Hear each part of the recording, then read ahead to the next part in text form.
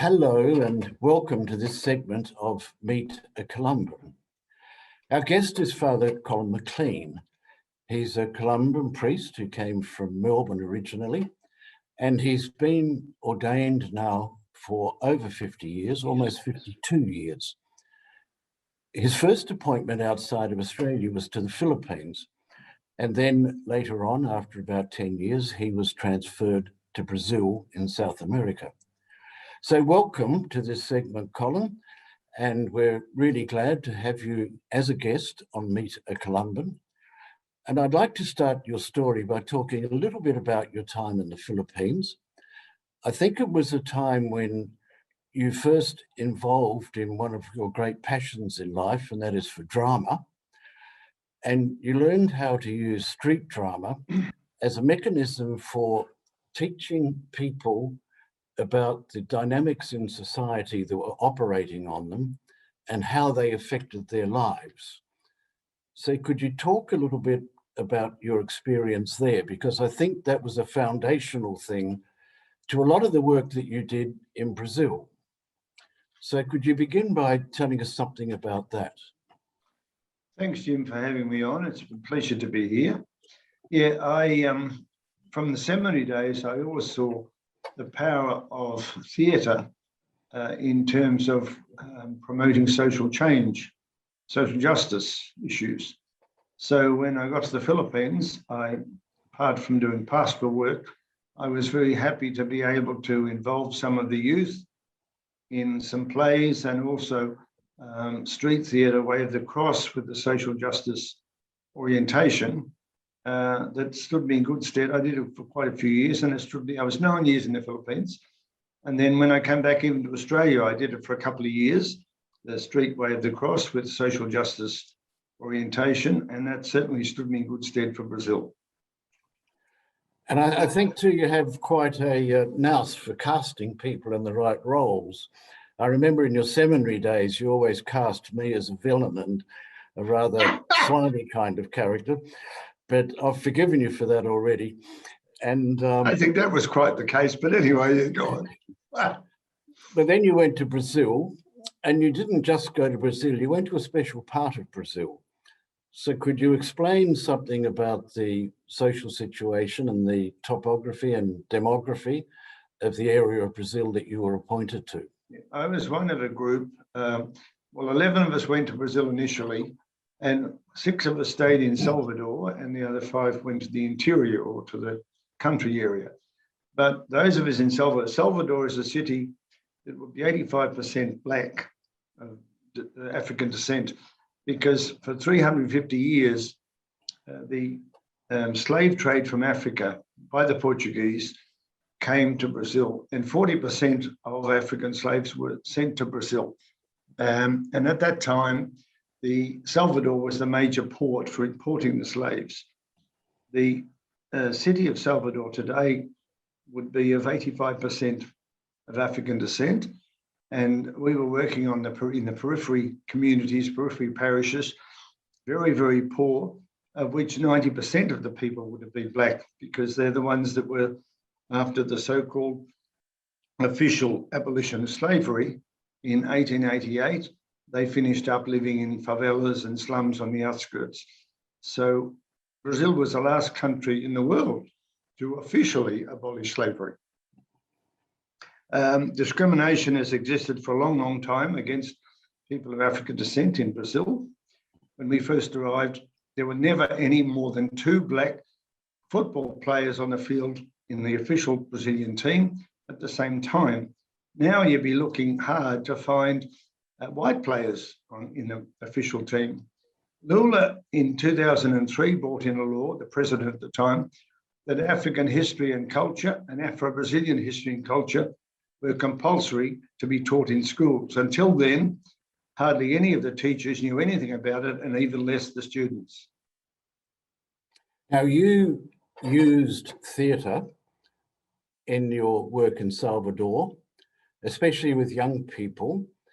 And I remember a team came from your parish or from your area to World Youth Day when it was held in Sydney back in 2008.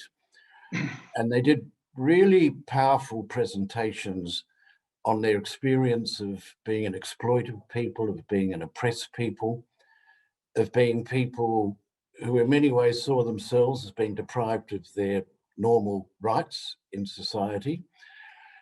Could you talk a little bit about how you began that work, how you gathered the group together in the first place, how the people were trained, and what was the attraction for young people to come and join this group and be part of it? Well, when I got into this parish of Quartus, I found a couple of, there's always been an attraction for what they call capoeira, which is like a martial arts sort of Brazilian foot fighting that's been turned into a semi-dance kind of situation. Well, it was initially foot fighting, like the Portuguese forbade it because they were afraid the slaves were learning to fight back without weapons by using their feet. Then it was banned officially, so they turned it into a kind of a dance form, and it's been kept going ever since as that. So I found a couple of guys really interested in capoeira, and I talked to them about the possibility of going into Afro dance because I knew something of the history of slavery, the history of Brazil, and something of the dances. So we put together narrations that narrated different stages of Brazilian history, from slavery or from Africa to slavery, more to the present day. And they took to that. They went out and got other young people. And so we started with a group. I got in touch with a guy who was taught Afro dance, and he kind of taught the dances. And so it was interesting because they learned their history through these dances and through the narrations. And when Lula passed this law in 2003, they could go to school. They knew more about the African and their Afro-Brazilian history than did the teachers, simply through this dance situation. So it was really good that way. And the plays, we've always done plays that present situations of discrimination against Afro-Brazilians or against Indigenous Brazilians. And we always do a play that leaves a question mark at the end for the audience to start asking, what can we do about it? Now, I had the privilege of seeing them perform when they were in Sydney for World Youth Day. And one of them talked to me after the performance about the tremendous effect or even impact that being a part of this group had on his life, not just in terms of learning about history and learning about social dynamics, but in terms of his own person and own growth. So there was obviously a dynamic happening within the group, either with the interaction between the young people involved or the interaction with those that were teaching them or guiding them, that helped them very much in their maturing process or in learning about who they were or what their identity was. Did you discern something like that happening in this work? Yeah. Well, the two things, our two main principles when we formed this group called Senaung, which means Scene One, it's an NGO, registered NGO, was to conscientize or help people become aware, that the participants and audiences become aware of the social injustices, but also to promote and develop self-esteem. And one of the saddest things that hit me when we came to Australia was we were privileged to go to NISDA, which is the Aboriginal and Torres Strait Islander Dance College in Sydney, or north of Sydney. And we had a combined day with them. And at the end of the day of presenting different dances of each group, we all sat down in a circle, and they were the Torres Strait Islanders and Aboriginals could say, we're from such and such a tribe, this is our country, etc. Where are you from? And for me, the most heart-rending thing that I've experienced is that these young people from Brazil, from Salvador, could not say, they could not go beyond the slave ships to know what part of Africa they came from. They'd lost their languages, they'd lost their culture, they'd lost everything. And for me, that's sort of tantamount actually to murder of a people. And to see them regaining something of that through this and regaining self-esteem, it's been a great experience for me. Now, they also said the language they speak is Portuguese. So they've obviously lost their language too. Yeah. Like I noticed in some of the Caribbean countries, they have they have Creole, or they have, Yes. I forget what it's called in Jamaica, but they have Pidgin even in New Guinea, but there's nothing equivalent. Everything is Portuguese. And when families, or when husbands and wives, or when men and women started showing affection for each other, often one was sold to another slave owner so that they could not form a bond, and they could not in any way organize a revolt. There were some revolts, yes, but they weren't organized or big organized. So that's sort of one of the situations that's kind of in their history that they're even learning about now themselves. Now, obviously, this dance group, while it was part of the parish and probably an integral part of the parish, it wasn't the whole parish. Could you speak a bit about the way that the activity of this group related to other people in the parish, or the way others in the parish related to it? Yeah, well, in general, the parish, we had very favourable comments. There were some people quite conservative, and like, I suppose, of a traditionalist mentality that were a little bit opposed. But in general, we had favourable comments, and people were kind of proud, especially when this group were invited to participate in World Youth Day in Sydney in 2008. That certainly gave a lot of strength to the group, and gave a lot of even self-esteem to people in the parish. Did their activities become kind of an overriding dynamic in the parish, or did it stir an interest in people in their own history? Or I wouldn't say to that extent, no. Like part of the parish, our parish life was to have, from time to time, we formed a pastoral Afro apostolate. And apart from having some seminars, and apart from, occasionally would have a mass, what we called an enculturated mass in the Afro style. And it was a bit different from the normal. But we had a lot of people that were really happy with that, and a lot of people that were against it. So it was, you could say, a divisive influence in that sense. But the people against it, I think, were more in the minority than those favourable. So a little bit of a mixed bag. But to move into another tact, the Salvador is a city on the coast, right? Right. And it's a city, quite a big fishing industry. Exactly, especially around the coast and on the island I used to frequent, yeah. Now, the people that you worked with and the people that you knew, how did they earn their living? What kind of work did they do?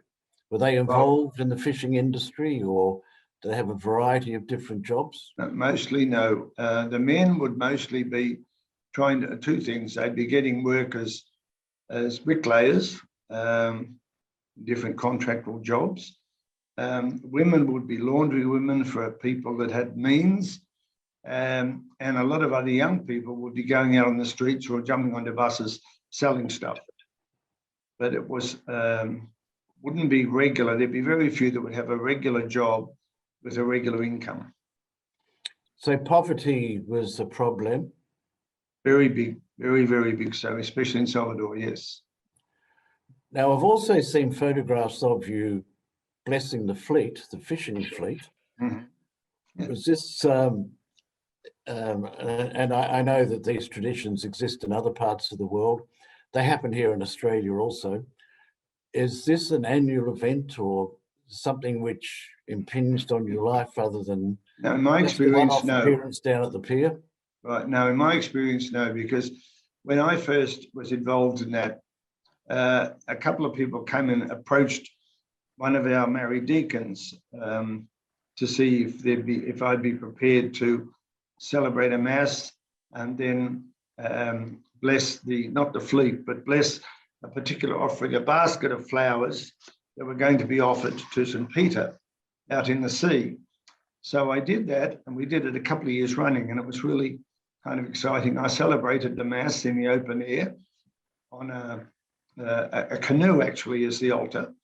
And then we all went out in this with a fishing fleet, like about 13 or so canoes, out to the open sea and then through the basket flowers overboard.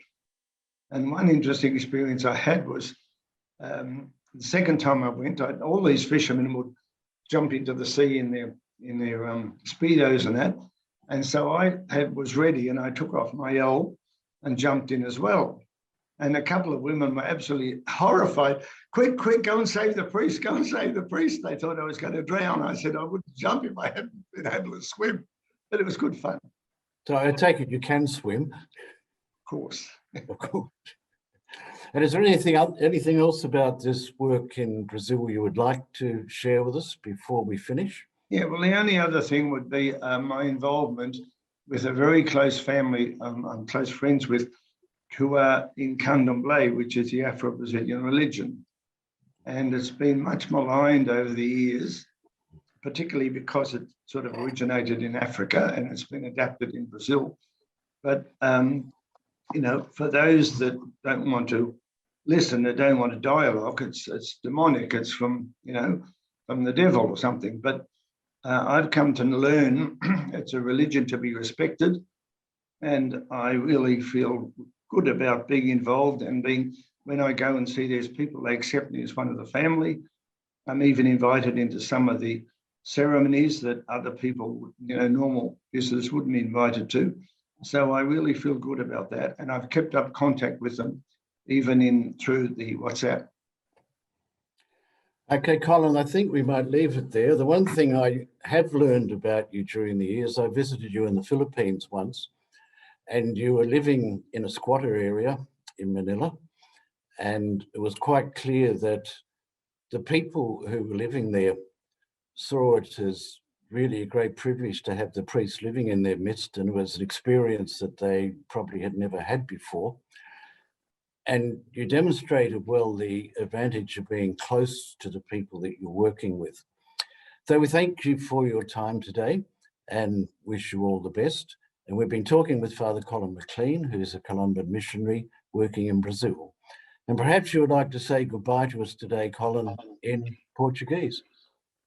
Oh, ok, eu vou fazer uma benção. Que Deus vos abençoe, Pai, o Filho e o Espírito Santo, e fique com vocês para sempre. Amen. May God bless you, the Father, the Son, and the Holy Spirit, and always stay with you. And thanks very much for having me, Jim. Thank you. You're most welcome. It seemed like a long way to say goodbye. Thank you.